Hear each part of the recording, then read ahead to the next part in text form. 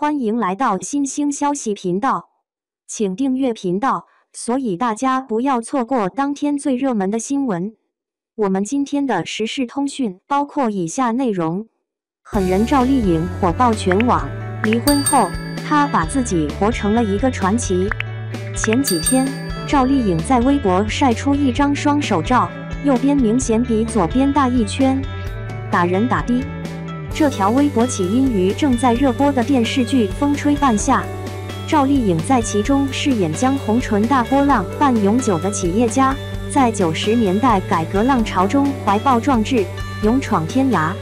女霸总不拘小节，开篇第一集便抡圆了手臂，冲小弟的脑袋砸酒瓶子，形状与半年前幸福到万家的一砸如出一辙。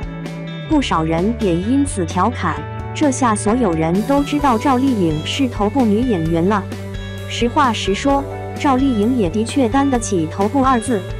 从温婉可人到强大生风，她在越来越多人的关注中成长成熟。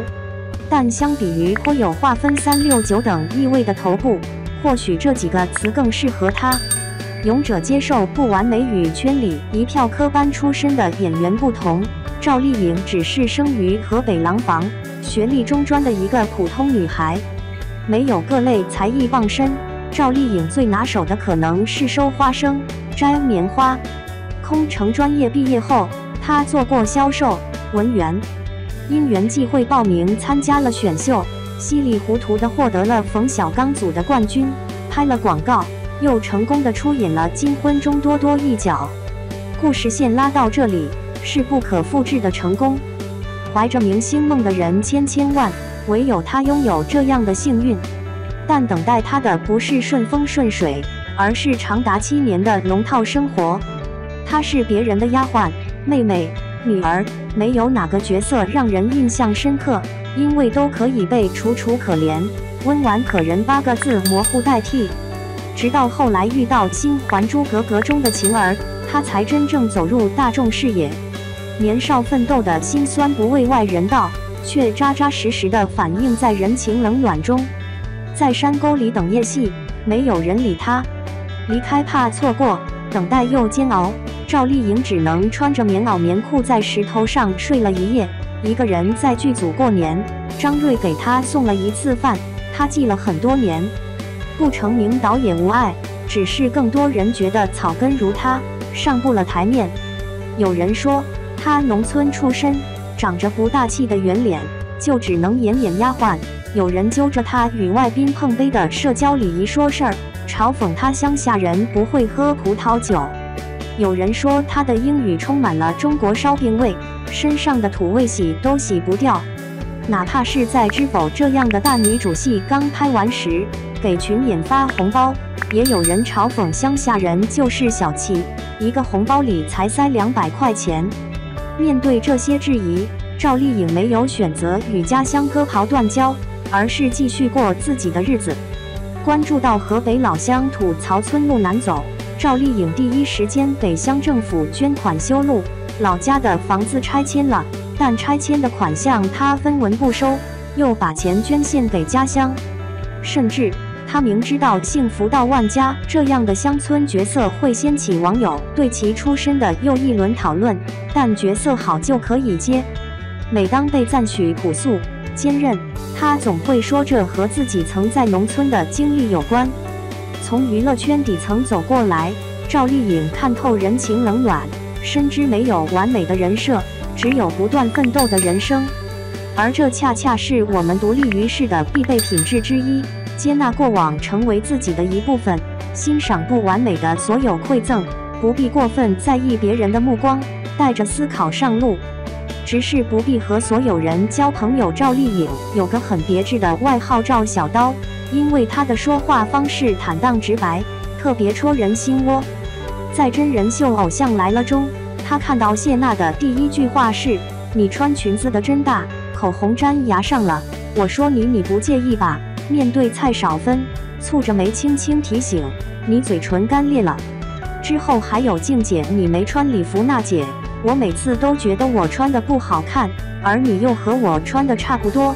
要知道，在上百个镜头的聚焦下，赵丽颖的这些话无异于揭短。是以，她被盖章低情商，可是又怎么样？她还是她。有一次剧宣采访，记者问她，如果你一个人去荒岛生存，只能带一样东西，你会带什么？她很纳闷，我不想去荒岛，为什么要去荒岛？对于常常噎得别人没话说这件事，赵丽颖解释，情商高低怎么凭几句话理解呢？我只是喜欢多一些真诚，少一些套路。泡沫时代，人人都给自己拔个头，唯独她拒绝粉饰。2017年花千骨大火，有博主发文称赵丽颖宁愿蹲在片场吃饭，也不愿意享受主角特权。对此，赵丽颖直接留言，不要总帮我写悲惨的故事，立奇怪的人设，我努力着我该努力的，也享受着我该享受的。当这次野蛮生长中略显圆润的曲半夏出现，不少网友表示其为了角色特意增肥。赵丽颖再度小刀附体，没有特意增肥，演着演着就胖了，角色使然。直白却又含蓄，这两者在赵丽颖身上完美展现。她的直白在于以非常耿直的方式否认了虚构的事实，含蓄在于婉拒了喜爱她的人给她立下敬业努力的人设。很多时候我们都在思考，别人提问时我们该如何回答更加得体，我们该怎样表现才能给对方留下好印象，我们潜意识里在讨好身边的人，这是本能，也是自保。但赵丽颖却不这么认为，诚实的面对自己的付出，坦然拥抱自己的收获，用最真实的方式吸引同频的人，这是她最简单又最高明的处事方式。与其让别别扭扭的朋友圈和言不由衷的社交占据我们的时间，倒不如用耿直来修剪生活的枝桠，让同样信奉真实的人留下。自爱者更自由。随着《陆贞传奇》《花千骨》《楚乔传》《知否》等大女主剧集的播出，赵丽颖彻彻底底火了。偏偏这时候，她闹出了2次为人诟病的回复。第一次是媒体在报道她与冯绍峰的恋情时，她回应：“不是什么瓜都可以吃，吃错了，坏肚子。”第二次是被质疑怀孕时，她留言：“不知道该说什么，给大家劈个叉吧。”事件后来的披露，实实在在打了赵丽颖的脸，但却也无可厚非，这本就是别人的私事，不参与炒作，是她一贯以来的方式。后来冯绍峰在节目中谈到这段感情，说起没有戒指，也没有婚礼，是因为丽颖是个对目标非常明确、非常清晰又洒脱的人。我时常问他和我在一起到底是喜欢我，还是只是想谈恋爱结婚。相比于庸常的情感关系，赵丽颖显然更注重内心的选择，而不是给外人一个交代。后来选择离婚，又选择将儿子交给冯绍峰抚养，她很坦诚，因为孩子爸爸的条件比我好。再后来，网友们都不再追问，因为在本该受大众检阅的演戏这一项上，赵丽颖从不拉胯，这已足够。脱离了可可爱爱机灵古怪的角色圈定之后，赵丽颖开始借助演戏来表达自己的思考，比如有匪、平叛乱、救流民、情情爱爱就是镶边，武艺傍身则力所能及匡扶正义。再比如幸福到万家，不再围着男人打转，向陈科腐朽痛击棒槌，喊出了我就是想当职业女性的口号。再比如现在的风吹半夏，女性也有开拓进取的目光，也能走在改革发展最前沿。被出轨又怎样？整理心情，搞钱不香。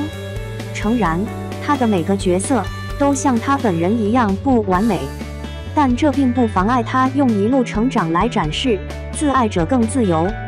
为什么这么说？在混沌的感情中，她没有为了大团圆结局勉强自己继续一段婚姻，这是清醒。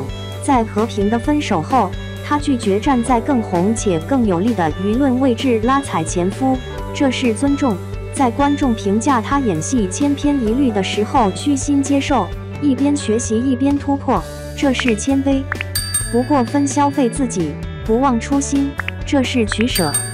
在发现中反思，在割裂中前进，所有意念行动归结到最后，就是自爱。因自爱而生的人生边界更加自由。近日，《人民日报》评论风吹半夏，主角们都不是光鲜亮丽的天之骄子，也不是加持主角光环的胜利者常客，他们大多出身草根，历经磨难，但就是这样一群白手起家的闯者，硬是凭借着对美好生活的无限向往，对事业和未来的极致追求，最终跑赢了时代大潮，守住了心中最为炙热的理想。虽在此间有过挣扎，有过怯弱，但更有无畏之心。这一番言辞，何尝不是对照丽影生活的真实写照？有过停顿，有被质疑，有迷惑，有忐忑，当然也有坚韧、坚持、突破自我。抱朴守拙，珍重自爱，人生这条路啊，还长着呢。